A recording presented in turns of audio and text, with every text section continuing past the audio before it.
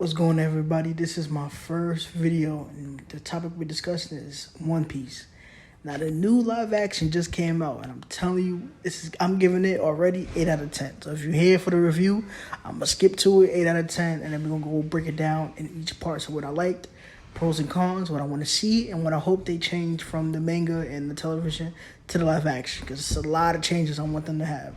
So get ready and walk with me right now as we discuss One Piece live action.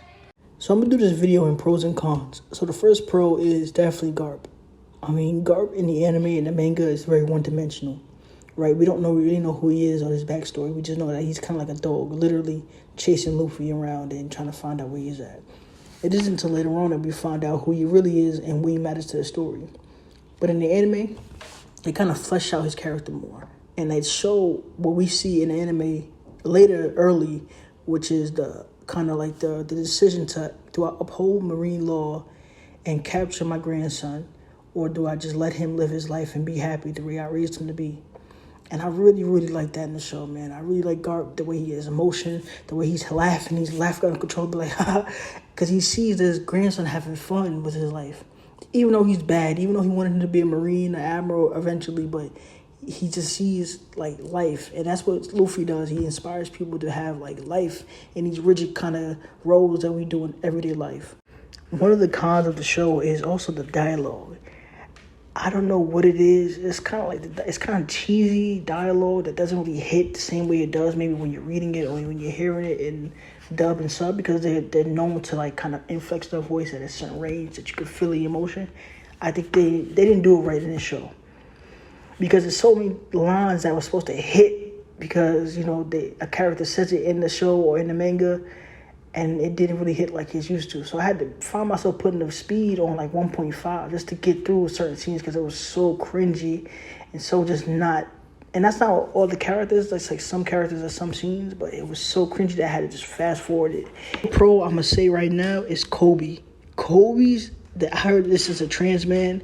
Whoever this dude is, man, yo, he kills Kobe, because you actually feel like he wants to do more, but he's just not powerful enough to do it. And especially when you read on later on in the anime and the manga, like you could get, man, I can't wait to this actor, you know, the later seasons, because I want to see where he takes it. But yo, all throughout the show, I believe this is Kobe. Like if they took the character, ripped him out the screen or ripped him off the page and put him into the real world, this is who Kobe will be. Someone who's scared but is not afraid to say what's wrong. And you can see that early in his character development. That he wants to say things that are wrong, but he just doesn't have the power. And it isn't until later on, I ain't gonna spoil nothing, but once he gets the power, it's gonna make it 10 times more satisfying watching that character grow. So I'm so happy that, you know, they casted this actor as Kobe, because he kills it. I got a con, and I'm just gonna combine them because Nami's story is kind of boring to me. I don't know if I was the only one that seen it, but I was watching it and I just didn't feel the feels that I got when I was watching the anime or reading the manga. It's like it was like some kind of, I don't know, it was missing like the heart of it. Like the scene where he puts the hat on the head, that hits. But everything before then, it kind of doesn't. Like I don't know what's going on. I think they took a couple of things out of it, like how the villagers knew that she was kind of doing the things for Arlong, and that's why they fucked with her. But I don't know, something about Nami's story really didn't hit. Maybe when I watch it a couple times, I'll come back with a different video and kind of break down why I didn't like it. But after first watch, I was like, okay. And the second, third watch, I was like, nah, this is kind of boring. Like I don't want to watch this anymore. So yeah, Nami's story was kind of boring, and that's definitely a con, because like Nami's one of the core characters. She's kind of like the de facto leader when it comes to, you know, setting up missions and plotting things out. Like everybody knows, once Luffy goes down, we look to Nami to kind of steer the ship. Alright, now this pro is very polarizing, because a lot of people in the show kind of felt the way about certain decisions that the live action took. But I liked it personally. I really liked it, and that's the fact that they introduced a lot of black characters. Like we seen that, you know, Lucky Roo, we seen Yasopp, we seen, you know, Yasopp is black in the animated show, but he's like dark skinned. And that's what I wanted to talk about, is the dark-skinned characters that they made in the show. Now, that was bold because, you know, the black community fucks with anime for a long time. And, you know, but it's always been like a point of contention of whether or not to make characters that were kind of light-skinned or just straight-up kind of pale-skinned black, and make that choice in shows. especially what's going on with the Little Mermaid and all that bullshit. But I really like that this show said it took a stand and said, no, these characters are black, and these characters that have been ambiguous and we don't know the race and stuff like that, that we're gonna make them dark skinned and black, whether it be like I said, Lucky Rule, Yasop, or even like Nami's sister. Like these are big decisions that could have went left if the fandom didn't really fuck with how they went about it. But I really liked it. Like that, it shocked me too, because I'm like, wait, is that? Nah, that's not that for real. And, so when I was watching, I was like, yo, they did a good job, man. And I heard that the dude who's actually running the show is black too, so that's dope too. Especially because a lot of black people, we fuck with anime hard body since kids. So that decision to make, most of the characters that are kind of ambiguous black, like a set black, is dope. I ain't gonna lie, it's dope. Especially coming from a black dude, it's dope. I don't care what y'all say. Fuck y'all. Now, I know what I said before, but this is a big con for me. I don't see a lot of Japanese people in this show. And especially because it's coming from Japan. This is anime, this is manga, it's coming straight from Japan. I want American audiences to be comfortable seeing different people on screen. So, like, I was really disappointed I didn't see a lot of Japanese people walking around. Just, they can be main characters because it's their shit, but they can be in the background. They can do it, you know what I'm saying? I feel like, a lot of art is Americanized and kind of stylized to fit a certain demographic while excluding the demographic that it came from. So I really wanted to see Japanese people. And I hope they change that season 2. And I don't want to hear that, oh, it's only Wano. No, because like this is you can put people in the background. It doesn't have to be from a specific place. So yeah, I hope they change that. I want Japanese people in Japanese art, just like I want black people in black art, or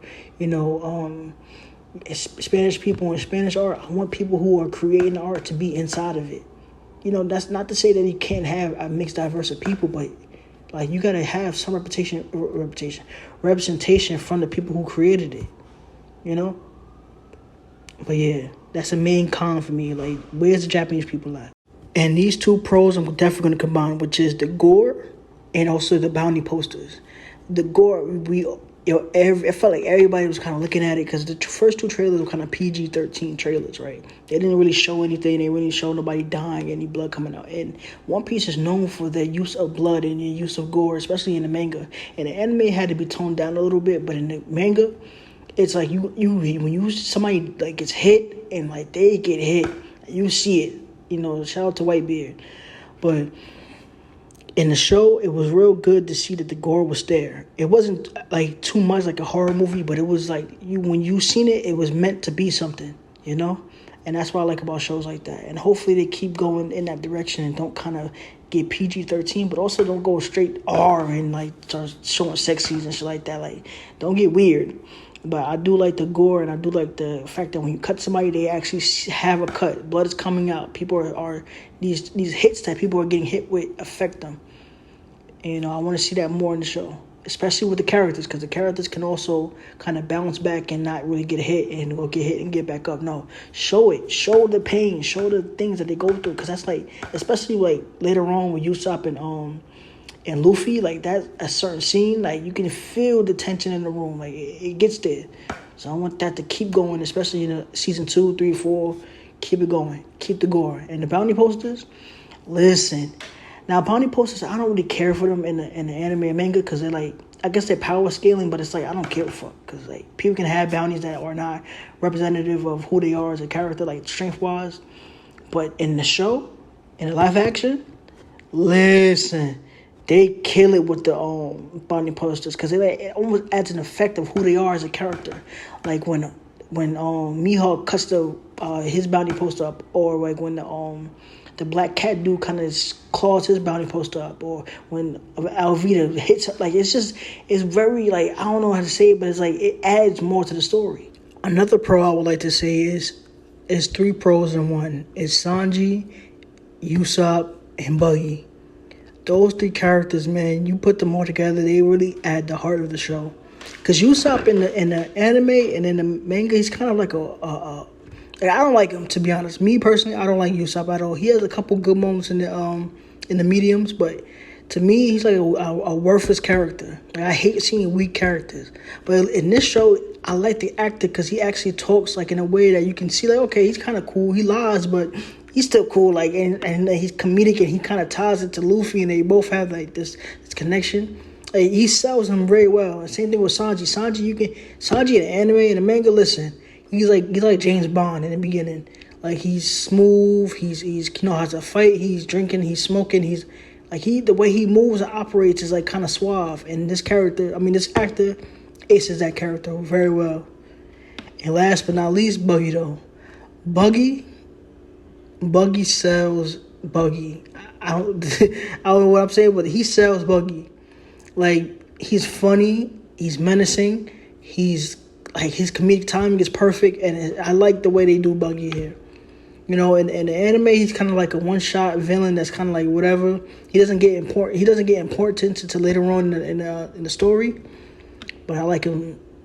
I like this actor, and that's the thing about live action. Like, it can make or break a character, and like, so far the make or breaks is more makes than there are breaks. There's a couple breaks like Zoro, or maybe like Hamepo. Hamepo is meant to be like kind of worthless, but the breaks, the Garps, the Luffys, the Sanjis, they ace them, and that's what I like about the story, man. They did live action right, man. So many times we have like these bad live action characters, and movies, and it's just terrible. They don't understand the characters. They don't understand the culture. They don't understand nothing about anime. But this show, I feel like they understood what we were trying to do and what we were expecting. So yeah, shout out to this team, man. And this is my last con, because this kind of encapsulate the problems with the show. And anything other than this is kind of nitpicking, like the CGI and stuff like that. That can change over time. You know what I'm saying? As this show gets more money, as the effects get better. Like, this is, it's hard to animate One Piece. But my con is that Zoro's, like, I don't want the actors to get too much into the role. You understand? Like, I want them to have the interpretation of who the characters are. That don't mean, like, they'll go off the book and do what Game of Thrones did season 5. But kind of give your own interpretation of the characters. I feel like Zoro actor was trying to be Zoro. You know what I'm saying? Like a cosplay. Like, Zoro in the show, he can be a cool, non-talking, stuck to the side, because he's a still image. He's a 2D image. He's not like real. As a person, you got to add more to the character, and that's like kind of me, because I'm an actor, and I write, so that's kind of like my brain. But I'm not gonna lie, sometimes watching Zoro, it's kind of like he's gonna say something cool at this right 3, 2, 1 now. You know what I'm saying? Like, I want him to be more complex, not crazy, not out of character, but just more of like how Garp did. You know how what I said about Garp? Like, he was the same character from the show, but sped up. I want that same character for Zoro. I want him to be the cool dude, but I also want him to have morals and say things that impact the story. Not just say one-liners or catchy little wits and be an edgelord. Like, I want him to be a character. And for the finale, I'm going to end it on a pro, which is it takes balls to do the live action. We've seen live actions fail. We've seen them fade into obscurity. We've seen them get so much hype that it just wastes the potential. But this show was good, man. It wasn't just decent. It wasn't all right. It was good. The attention to detail, the faithful adaptations, the characters, the cast. We could tell that everybody loved this show as they were making it. Now, do they have stuff to work on? Yeah, of course. It's the first thing. Just like I have more stuff to work on in this video. But at least it was true and it was honest. And I give this show an 8 out of 10. This show was dope. It was real dope, man. And I hopefully season 2 is even better. It takes it to different heights, and it introduces characters, and they love those characters. And yeah, man, I love this show, man. Hopefully you guys like this channel. Hope you like the video. Like, subscribe, comment. Comments, I need them to, improve on the video. And, I'm out. Darkstar out.